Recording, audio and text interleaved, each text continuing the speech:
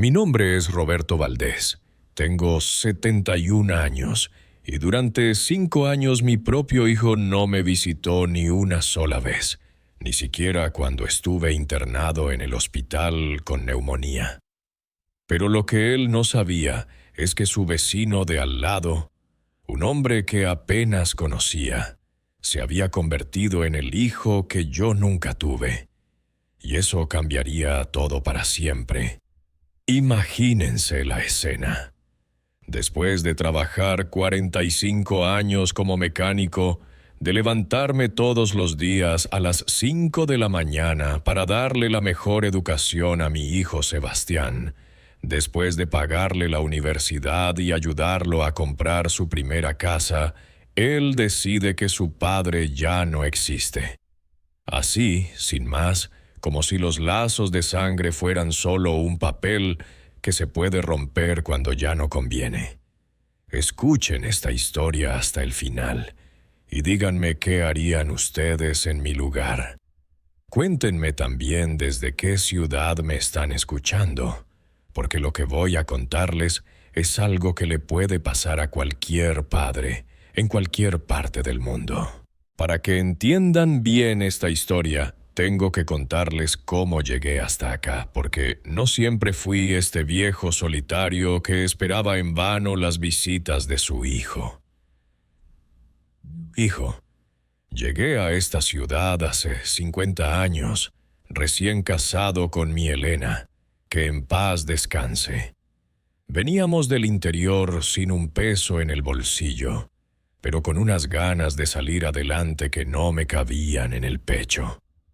Conseguí trabajo en un taller mecánico del barrio y desde el primer día supe que iba a dedicar mi vida a arreglar motores y a construir un futuro para mi familia.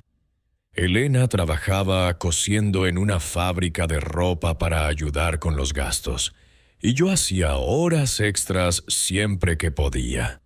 Los sábados trabajaba en casas particulares arreglando autos. Los domingos hacía changas en otros talleres. Cada peso que ganaba tenía un destino muy claro. Primero, pagar el alquiler de esa casita pequeña donde vivíamos. Después, ahorrar para comprar nuestro propio lugar. Y cuando nació Sebastián, yo ya había empezado a buscar una casa en el barrio. Recuerdo que Elena me traía mate al taller mientras yo trabajaba hasta tarde arreglando transmisiones y motores, y me decía: «Roberto, este nene va a tener todo lo que nosotros no tuvimos». Y vaya si lo tuvo. Trabajé como un animal durante años para comprar esa casa donde vivimos. Me levantaba a las 5 de la mañana, trabajaba en el taller hasta las 6 de la tarde y después me quedaba hasta las 10 arreglando autos en el garaje de casa. Los fines de semana, mientras otros descansaban, yo seguía con las manos metidas en grasa, arreglando lo que fuera con tal de juntar un peso extra. Sebastián creció viendo todo ese sacrificio. Cuando tenía 8 años, me ayudaba alcanzándome las herramientas. «Papá, ¿cuándo voy a poder arreglar autos como vos?», me preguntaba. «Vos no vas a ser mecánico, hijo», le respondía yo mientras lo cargaba en los hombros manchados de gris. «Vos vas a estudiar, vas a ser profesional, vas a tener las manos limpias siempre». Le pagué los mejores estudios que pude. Mientras yo seguía con las uñas negras de grasa y el overol sucio, él estudió ingeniería en la universidad privada. Cada mes, cuando llegaba la boleta de la cuota, yo pagaba sin chistar, aunque eso significara trabajar dobles turnos y comer fideos toda la semana. Cuando se recibió, hice una fiesta en casa. Invité a todos los vecinos, a mis compañeros del taller, a toda la familia. Estaba tan orgulloso de mi hijo, el ingeniero. «Miren lo que logró este muchacho», les decía a todos.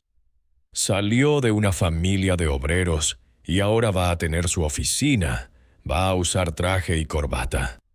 Elena murió cuando Sebastián tenía 28 años. Cáncer de útero. Esos fueron los meses más duros de mi vida. Cuidarla de noche después de trabajar todo el día, llevarla a las quimioterapias, comprar los medicamentos que costaban una fortuna. Sebastián ayudó, sí, pero el que se quedó despierto todas las noches sosteniendo su mano cuando el dolor no la dejaba dormir fue este viejo, que ahora su hijo había decidido olvidar. Después del funeral, Sebastián siguió viniendo los domingos a almorzar. Me contaba de su trabajo en la empresa de ingeniería, de sus proyectos, de sus planes. Cuando conoció a Valeria, me la presentó en casa. Era una chica de buena familia, educada, aunque algo fría.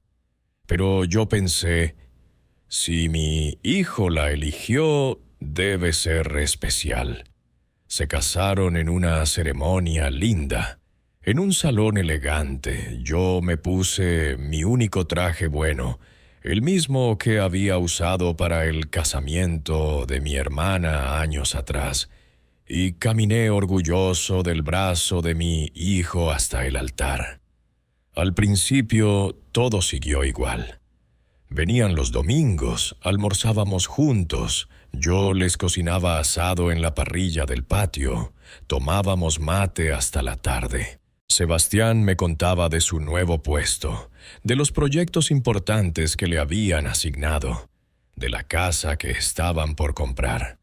Yo lo escuchaba orgulloso, pensando que todo el sacrificio había valido la pena. Pero las cosas empezaron a cambiar de a poco, como esas goteras que al principio no molestan, pero que van pudriendo toda la madera hasta que un día se te cae el techo encima. Después de que se casaron, las visitas se fueron espaciando. Primero dejaron de venir todos los domingos, después cada 15 días, después una vez por mes. Y siempre había una excusa, que Valeria tenía jaqueca, que tenían un compromiso con la familia de ella, que Sebastián estaba muy cansado del trabajo. Cuando tuvieron a mi nieto, pensé que las cosas iban a volver a ser como antes. Me imaginé que el bebé me iba a traer más cerca a mi hijo, que íbamos a pasar tardes jugando en el patio, que yo le iba a enseñar a usar herramientas cuando fuera más grande. Pero no fue así. Las visitas se volvieron aún más raras. «Es que el bebé está muy chiquito para andar llevándolo de acá para allá», me decía Sebastián cuando yo preguntaba cuándo iban a venir. Yo les compraba regalos para el nene, juguetes que elegía con cariño, ropita que veía en las vidrieras y me imaginaba cómo le quedaría. Pero Valeria siempre tenía algún comentario. «Ay, Roberto, no tenías que gastarte. Ya tenemos muchos juguetes». Lo decía con una sonrisa, pero yo sentía que había algo detrás de esas palabras, como si mis regalos no fueran suficientemente buenos para su hijo.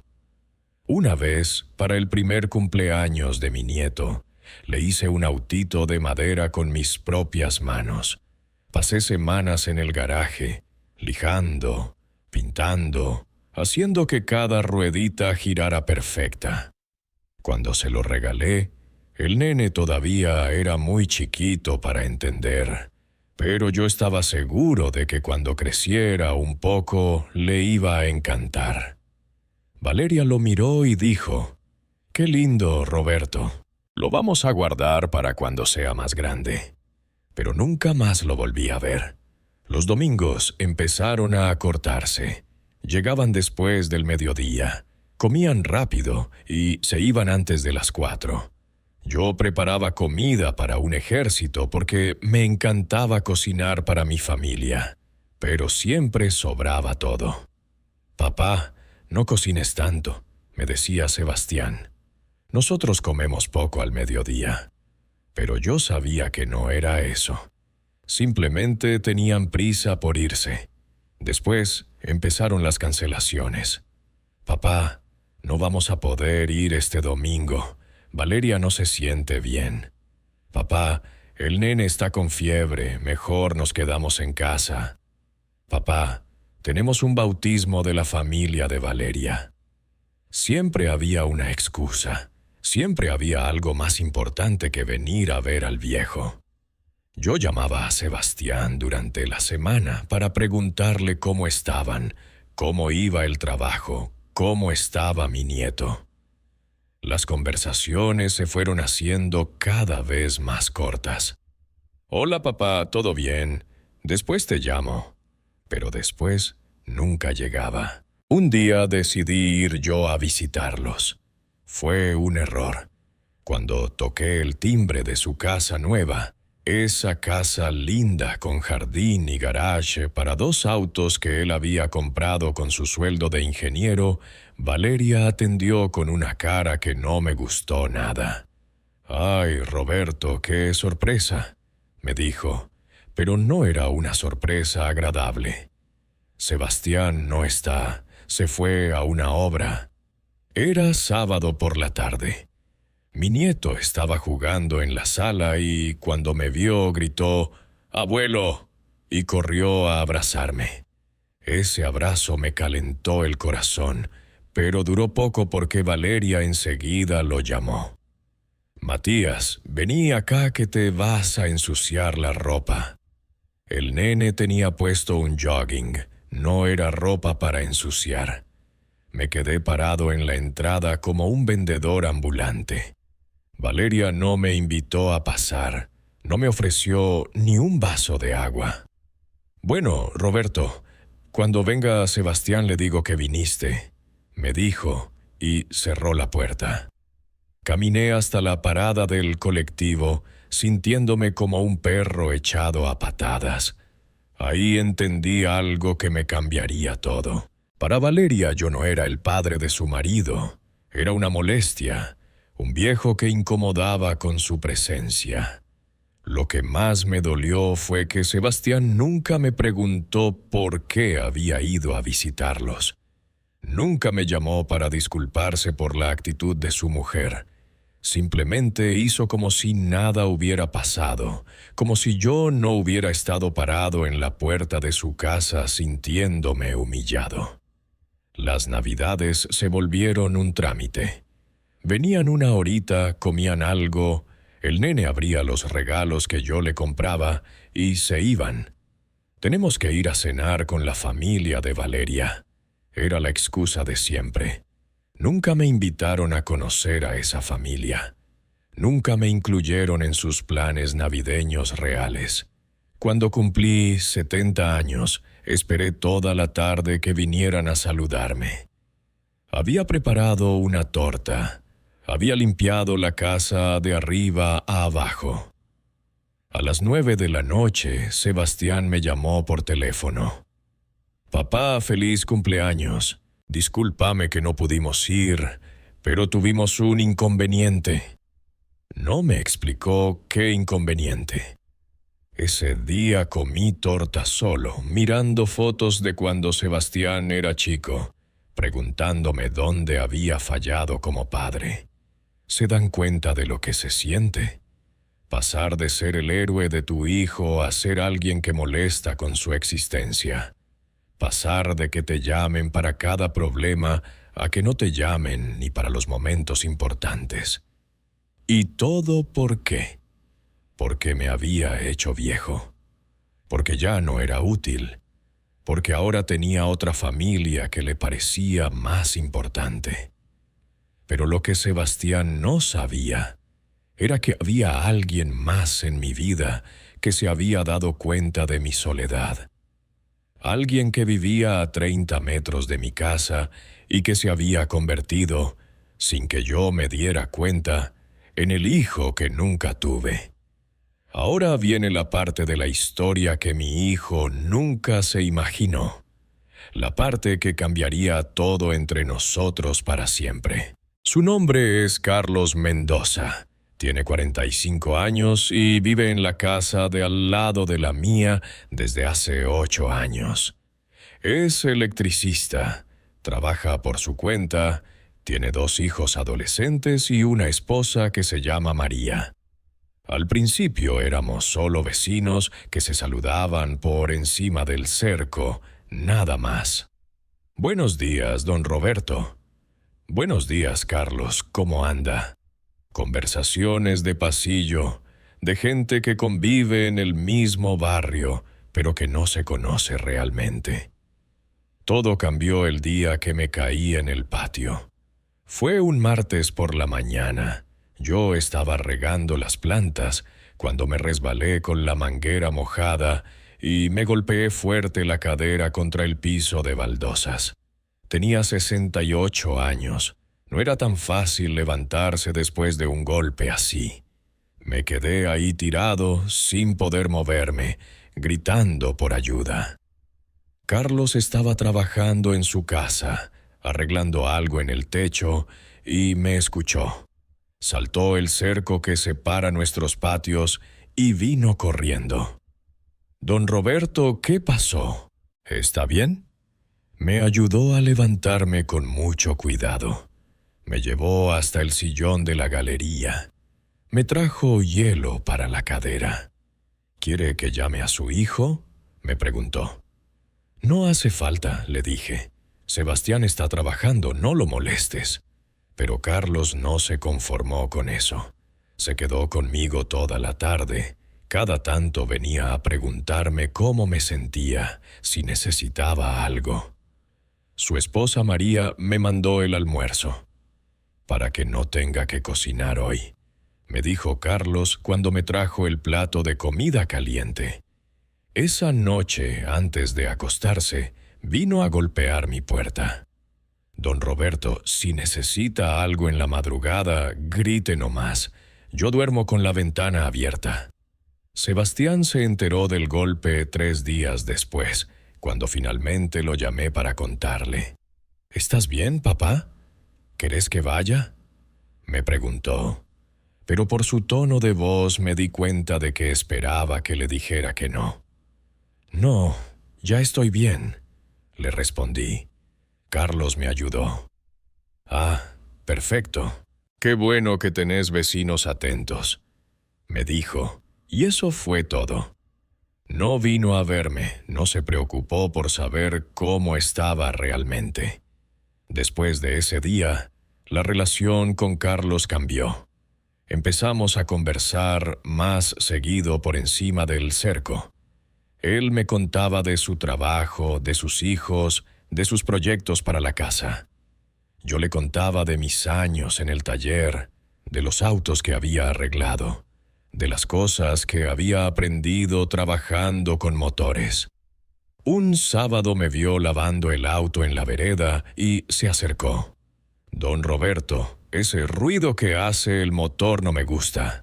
¿Quiere que le eche un vistazo?». Y ahí empezó algo hermoso. Carlos sabía de electricidad, pero de mecánica no tanto. Yo le empecé a enseñar cómo había soñado hacer con mi nieto algún día. Le mostré cómo escuchar los ruidos del motor, cómo cambiar el aceite, cómo revisar la correa de distribución. Él aprendía rápido y tenía ganas de aprender. «Explíqueme eso otra vez, don Roberto», me decía cuando no entendía algo. Y yo le explicaba con paciencia, feliz de tener a alguien que me escuchara de verdad, que valorara mi conocimiento. Sus hijos, Facundo y Nicolás, también se empezaron a acercar. Me preguntaban cosas del barrio de antes, de cómo era todo cuando yo era joven. Los llevaba al garaje y les mostraba mis herramientas. Les enseñaba para qué servía cada una. María, la esposa de Carlos, también se portaba conmigo como una hija. Cuando cocinaba algo rico, siempre me mandaba un plato. «Para que don Roberto no coma solo», le decía a Carlos. Y cuando yo cocinaba asado los domingos, que ahora comía solo porque Sebastián ya no venía nunca, los invitaba a ellos. «Carlos, María, vengan a comer conmigo. Hice demasiada carne». Se convirtió en una costumbre. Los domingos almorzábamos juntos en mi patio. Carlos me ayudaba con la parrilla, María traía ensalada, los chicos ponían la mesa. Por primera vez en años, mi casa volvía a estar llena de risas, de conversaciones, de vida. Y lo más lindo era que no lo hacían por compromiso. Se notaba que realmente disfrutaban estar conmigo. ¿Y usted qué haría en mi lugar? ¿Se conformaría con la familia que lo abandonó o abriría el corazón a quienes realmente lo valoran? Cuando María cumplió años, yo le regalé una plancha nueva que había visto en la vidriera y que sabía que necesitaba. Cuando Carlos se lastimó la espalda trabajando, yo me ofrecí a ayudarlo con las tareas de la casa. Cuando los chicos empezaron el secundario, yo les ayudaba con los problemas de matemáticas que no entendían. Poco a poco, sin que nos diéramos cuenta, nos habíamos convertido en una familia. No de sangre, pero sí de corazón. Carlos me consultaba cuando tenía que tomar decisiones importantes. María me pedía consejos sobre los chicos. Facundo y Nicolás me llamaban abuelo Roberto y venían a contarme sus problemas del colegio, sus primeros amores, sus sueños para el futuro. Un día Carlos me dijo algo que me llegó al alma. «Don Roberto, usted es como un padre para mí. Mi viejo murió cuando yo era muy joven y nunca tuve a alguien que me enseñara las cosas que usted me enseña». Y yo pensé, «Qué ironía. Tengo un hijo que no me necesita y un vecino que me ve como un padre». Mientras tanto, Sebastián seguía sin aparecer. Pasaban meses sin que viniera a verme. Cuando yo lo llamaba, las conversaciones eran cada vez más frías, más cortas. «Hola, papá. ¿Todo bien? Sí, acá andamos. El trabajo, bárbaro.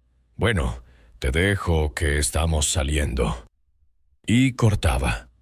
Cuando cumplí 71 años, Carlos y su familia me organizaron una fiesta sorpresa.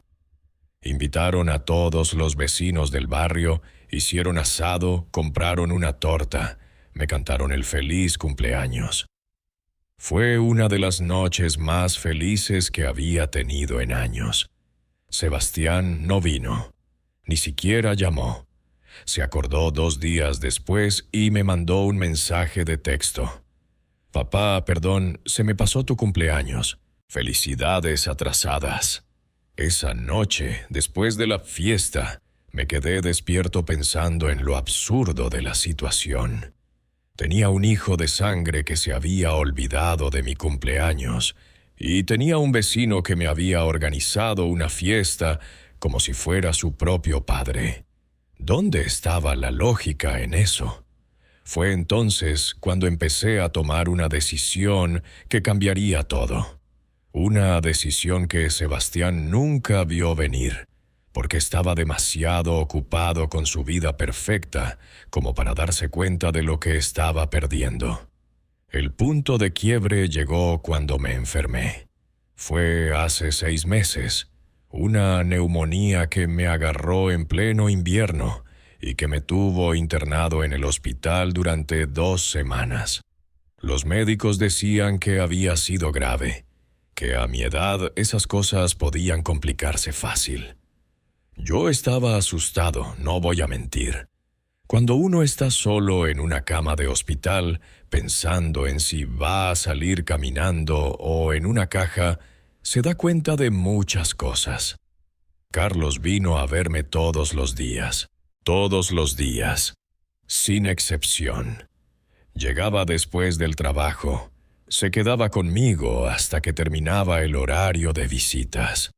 Me traía el diario, me contaba cómo iba todo en el barrio, Se preocupaba por que comiera bien. María me mandaba comida casera porque decía que la del hospital no era comida para nadie. Los chicos venían los fines de semana y me traían revistas. Me contaban chistes para que no me aburriera. Sebastián vino una sola vez en 2 semanas. Llegó un sábado a la tarde. Se quedó 20 minutos. Me preguntó cómo estaba. Me dijo que se tenía que ir porque tenían un cumpleaños. «Ya veo que estás bien cuidado», me dijo mirando las flores que había traído Carlos, la fruta que había traído María, las revistas que habían traído los chicos. «Sí», le dije, «estoy bien cuidado, pero no por vos». Pero lo que no sabían era que esa visita de 20 minutos sería la gota que colmaría el vaso, y que yo ya estaba tomando una decisión que cambiaría todo para siempre. Se puso incómodo con mi comentario. «Papá, vos sabés que trabajo mucho. No es que no me importe». «Claro, Sebastián», le respondí. «Entiendo perfectamente». Pero por dentro pensaba, Carlos también trabaja mucho, y acá está todos los días. Esa noche, después de que se fuera Sebastián, Carlos se quedó hasta tarde conmigo. «Don Roberto», me dijo, «usted no se merece esto. Usted es un hombre bueno. Trabajó toda la vida. Sacrificó todo por su familia. No es justo que esté solo». Y yo le dije algo que nunca pensé que le diría a alguien. «Carlos, vos sos más hijo mío que mi propio hijo». Cuando salí del hospital, Carlos me ayudó con todo. Me llevó a buscar los medicamentos, me acompañó a los controles médicos, se aseguró de que tuviera todo lo que necesitaba en casa. Sebastián llamó una vez para preguntar cómo estaba, y después desapareció otra vez. Fue ahí cuando tomé la decisión final. Llamé a mi abogado, el doctor Herrera, que me había ayudado años atrás con los papeles de la casa. Le dije que quería cambiar mi testamento. «Don Roberto», me preguntó, «¿está seguro de lo que quiere hacer?» «Nunca estuve más seguro de algo en mi vida», le respondí. «Tengo una casa que vale bastante dinero. Está en un barrio que se valorizó mucho en los últimos años. Tengo ahorros en el banco, no mucho, pero algo junté en todos estos años de trabajo. Tengo las herramientas del taller, que para alguien que sepa usarlas valen una pequeña fortuna. Y tengo un seguro de vida que contraté hace años pensando en dejarle algo a Sebastián. Pero ¿saben qué? Sebastián no necesita nada de eso.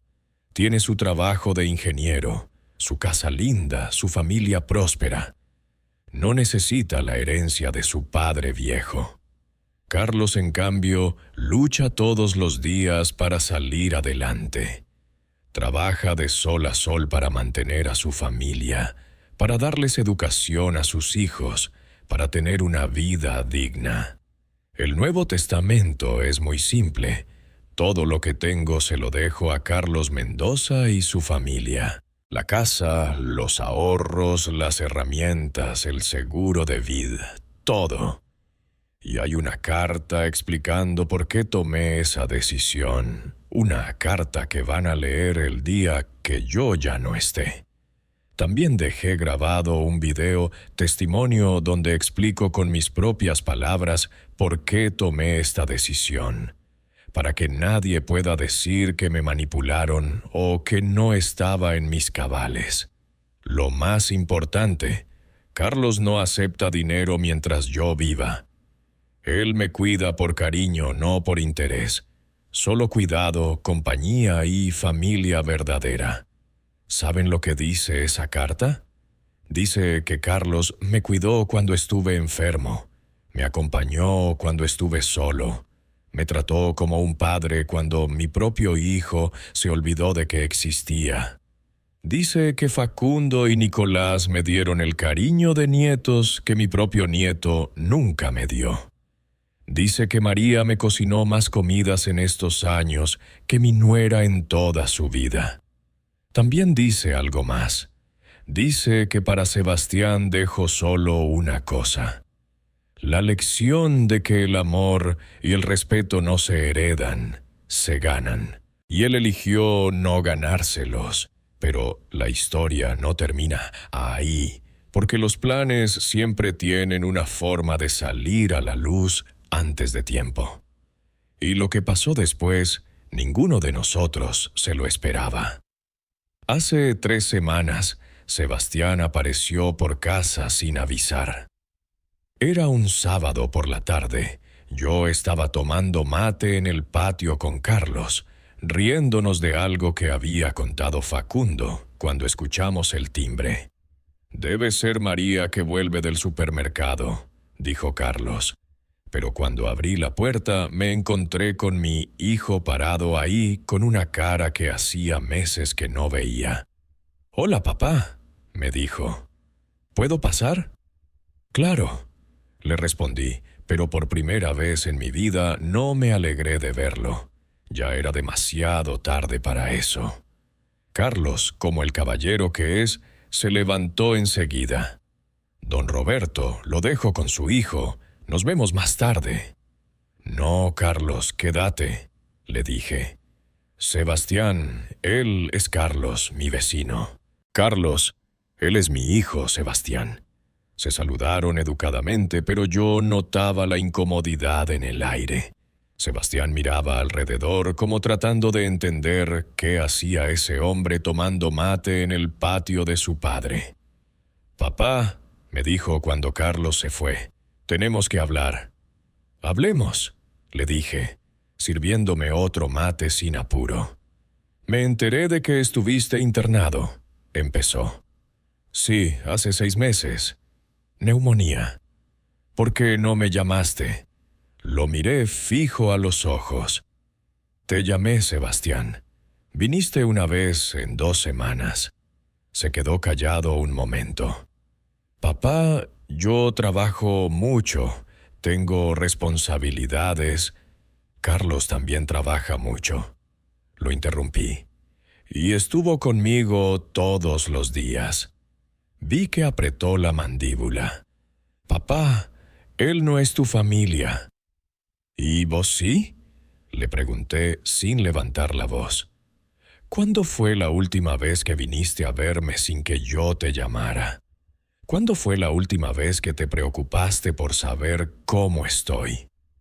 No supo qué responder.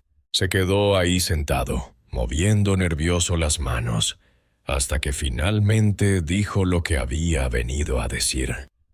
«Papá, Valeria está embarazada otra vez. Vamos a tener una nena». «Felicitaciones», le dije, y era sincero. Pero no sentí la alegría que debería haber sentido un abuelo con esa noticia. «Queremos que seas parte de la vida de tus nietos», siguió. «Queremos que vengas más seguido, que almuerces con nosotros los domingos». «¿Ahora?», le pregunté. «¿Después de 5 años de no existir para ustedes? ¿Ahora quieren que sea parte de la familia?». Se puso colorado. «Papá, no es que no quisiéramos». «Sebastián», lo interrumpí otra vez, «no me mientas. Sabes perfectamente que me dejaron de lado. Sabes que me hicieron sentir como un estorbo. Y ahora, porque van a tener otro hijo, se acordaron de que tenés un padre». Se levantó del sillón, caminó hasta la ventana, se quedó ahí mirando el patio. «Papá, yo sé que cometimos errores, pero podemos empezar de nuevo». «¿Sabes qué, Sebastián?», le dije, levantándome yo también. «Hay cosas que no se pueden empezar de nuevo. Hay tiempo perdido que no se recupera. Hay dolores que no se curan con un discúlpame. ¿Qué querés decir? Quiero decir que ya es tarde. Quiero decir que encontré una familia que me valora, que me cuida, que me quiere de verdad. Y no es la familia de sangre. Se dio vuelta y me miró como si no entendiera. ¿Te referís al vecino? Me refiero a Carlos, a María, a Facundo y a Nicolás. Ellos sí son mi familia ahora. Papá, no podés estar hablando en serio. Nunca hablé más en serio en mi vida, hijo. Se quedó callado un rato largo. Después se acercó a mí. Papá, sé que estás enojado, pero somos familia. La sangre es la sangre. La sangre no significa nada si no va acompañada de amor, Sebastián. Y amor es lo que yo no recibí de ustedes en todos estos años. Esa tarde Sebastián se fue sin conseguir lo que había venido a buscar. Pero yo sabía que no iba a ser la última vez que lo vería. Cuando uno tiene algo que perder, siempre vuelve. Y efectivamente, volvió. Una semana después llegó con Valeria y con mi nieto Matías. Hacía más de un año que no veía a Matías. El pobre estaba todo cambiado, más alto, más grande. Cuando me vio, me abrazó fuerte. «Abuelo Roberto, te extrañé», me dijo, y esas palabras me partieron el corazón porque me di cuenta de que él sí me había extrañado, que el problema no eran los chicos, sino sus padres. Valeria me saludó con una sonrisa que no me convenció para nada. «Roberto, ¿cómo estás? Te vemos muy bien». Era la primera vez en años que me veía realmente, no que fingía verme. Almorzamos juntos, charlamos. Matías me contó del colegio, de sus amigos, de las cosas que le gustaban.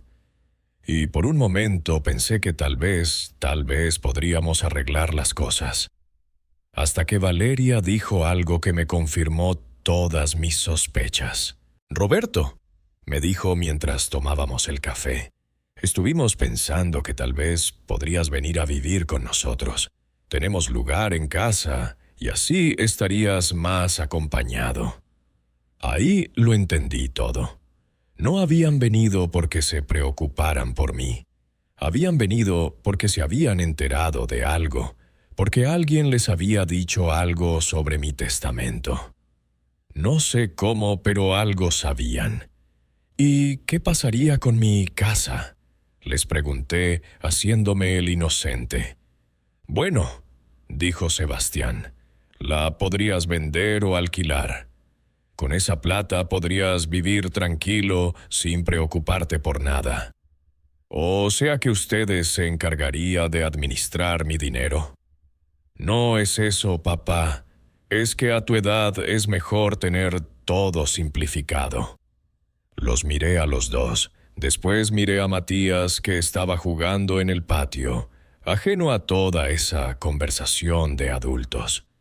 «Déjenme pensarlo», les dije. «Es una decisión importante». Se fueron contentos creyendo que habían logrado convencerme, pero lo único que habían logrado era confirmarme que habían venido por interés, no por amor. Esa noche llamé al doctor Herrera. «Doctor, quiero hacer un agregado al testamento». «¿Qué tipo de agregado, don Roberto?» «Quiero que quede bien claro que esta decisión la tomé estando en pleno uso de mis facultades mentales, y que si mi hijo o alguien de mi familia trata de impugnar el testamento, todo se done a caridad y ellos no reciben ni un peso». A la semana siguiente, Sebastián volvió con una respuesta a mi supuesta oferta de irme a vivir con ellos. «Papá, estuvimos hablando con Valeria y creemos que es lo mejor para todos. Podés traerte las cosas que quieras. Nosotros nos ocupamos del resto». «¿Del resto qué?» «De vender la casa, de manejar tus ahorros, de todo lo legal. Vos no te tenés que preocupar por nada». Muy considerados, les dije, pero decidí que no me voy a ir de mi casa. La cara de Valeria cambió completamente. ¿Por qué, Roberto? En nuestra casa vas a estar mejor cuidado. Porque en mi casa tengo a Carlos y a su familia, que me cuidan mejor de lo que ustedes me han cuidado en años. Sebastián se puso serio. Papá, ese hombre no es familia tuya. Nosotros somos tu familia. Ah, ¿sí? ¿Y dónde estuvieron cuando los necesité? ¿Dónde estuvieron cuando estuve internado? ¿Dónde estuvieron en mis cumpleaños, en las Navidades, en los momentos en que un padre necesita a sus hijos? Papá, ya te explicamos que... No me expliquen nada más, Sebastián. Ya está todo explicado. Ustedes tomaron sus decisiones durante años, ahora yo tomé las mías. Se fueron enojados esa tarde, y por primera vez no me importó. Ya no me importaba si se enojaban, si me entendían o si no me entendían. Ya había tomado mi decisión y la iba a sostener hasta el final. Pero la historia todavía no había terminado, porque cuando uno toca los intereses de la gente reacciona de maneras que uno no espera. Hace 2 semanas, Carlos me vino a buscar alterado. Don Roberto, ¿usted habló con alguien sobre mí? ¿Por qué me preguntás eso? Porque su hijo vino a mi trabajo a buscarme. Me dijo que tenemos que hablar. Se me heló la sangre. ¿Qué te dijo? Me dijo que usted está confundido, que yo me estoy aprovechando de su soledad, que él es la familia verdadera y que yo me tengo que hacer a un lado. ¿Y vos qué le dijiste? Le dije que se vaya a freír churros, don Roberto. Con perdón de la expresión, le dije que usted es una persona adulta que puede elegir con quién pasar su tiempo. ¿Y él qué dijo? Me amenazó. Me dijo que si no me alejaba de usted, se iba a encargar de que perdiera clientes, de que me quedara sin trabajo. Ahí se me terminó la paciencia. Ahí se acabó cualquier posibilidad de perdón o reconciliación que pudiera haber quedado en mi corazón. Lo que pasó después nunca lo van a creer. Esa misma tarde llamé a Sebastián. «Venite para casa ahora mismo», le dije. «Tenemos que hablar». Llegó 1 hora después, acompañado de Valeria. Los hice sentar en el comedor, cerré la puerta y les hablé como nunca les había hablado en la vida. Escúchenme bien, porque esto lo voy a decir una sola vez.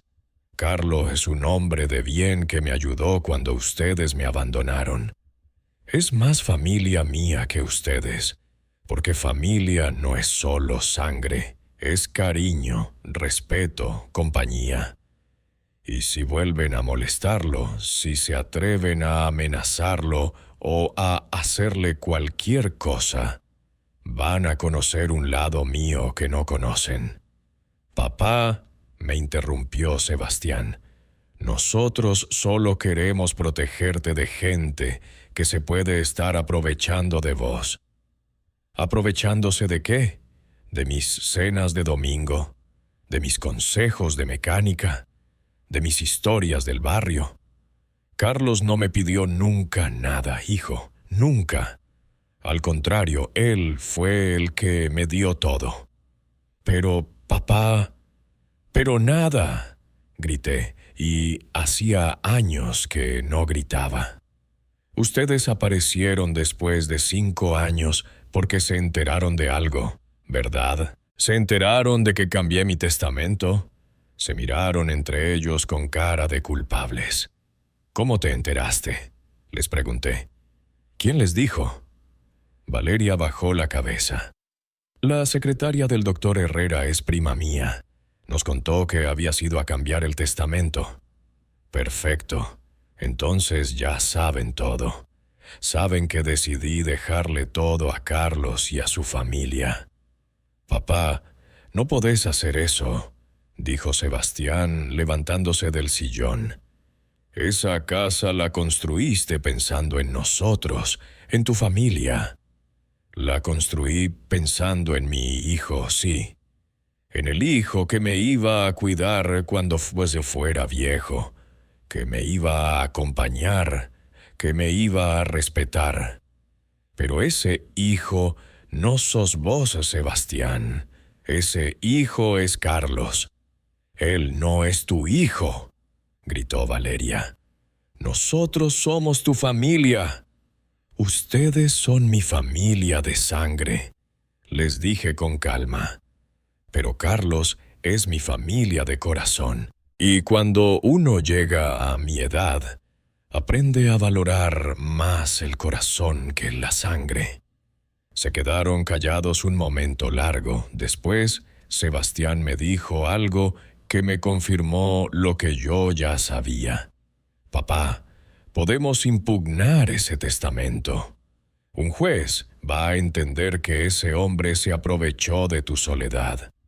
Pueden intentarlo, les dije. Pero ya me aseguré de que si lo hacen, todo se va a donar a caridad y ustedes no van a recibir ni un peso. El doctor Herrera se encargó de dejarlo bien claro en el documento.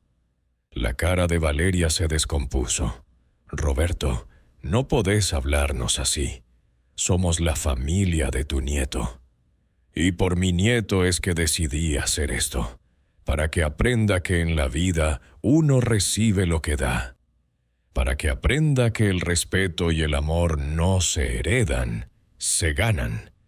Y ustedes nunca se los ganaron.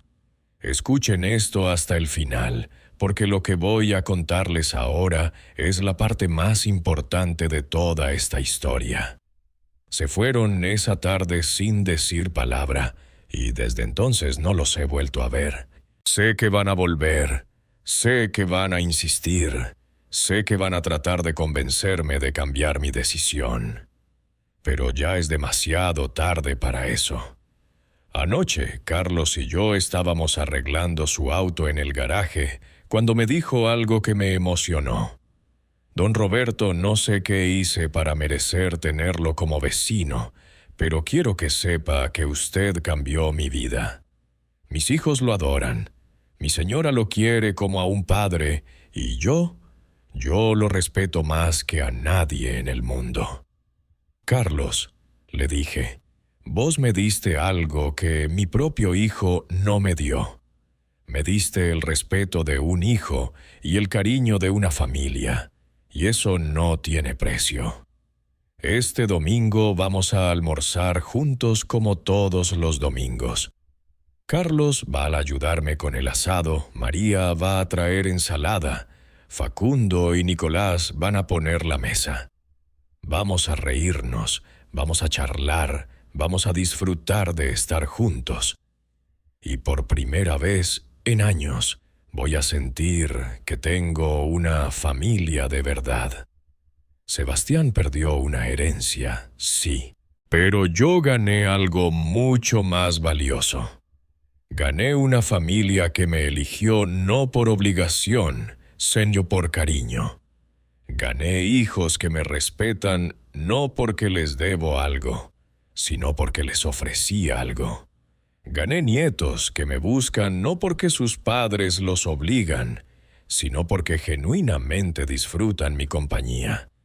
El día que muera, quiero que mis nietos lean esa carta y sepan por qué su abuelo eligió a otra familia. Quiero que entiendan que el amor verdadero no conoce apellidos. Si usted llegó hasta aquí escuchándome, le agradezco de corazón por haberme acompañado en esta historia. También quiero darle las gracias al canal que me dio la oportunidad de contar lo que me pasó. Para ayudar a este canal, suscríbase aquí y comparta este video. Porque todos los días hay una historia nueva y, quién sabe, una de ellas puede ser parecida a la suya también. Y a usted que me escucha, Le pregunto, ¿qué es más importante? ¿La familia de sangre que te abandona o la familia de corazón que te elige? ¿Vale la pena mantener vínculos solo porque son familia cuando esa familia no te valora? Yo ya tomé mi decisión. Carlos va a heredar todo lo que tengo porque se ganó ese derecho siendo el hijo que Sebastián nunca fue. Y cuando llegue mi momento, voy a irme tranquilo sabiendo que mis cosas van a quedar en las manos de alguien que realmente me amó. Al final, lo único que realmente importa no es cuánto dinero tenés en el banco o cuántas propiedades podés dejar, sino cuánto amor verdadero tenés en tu vida. Y ese amor, a veces, hay que buscarlo en los lugares menos esperados.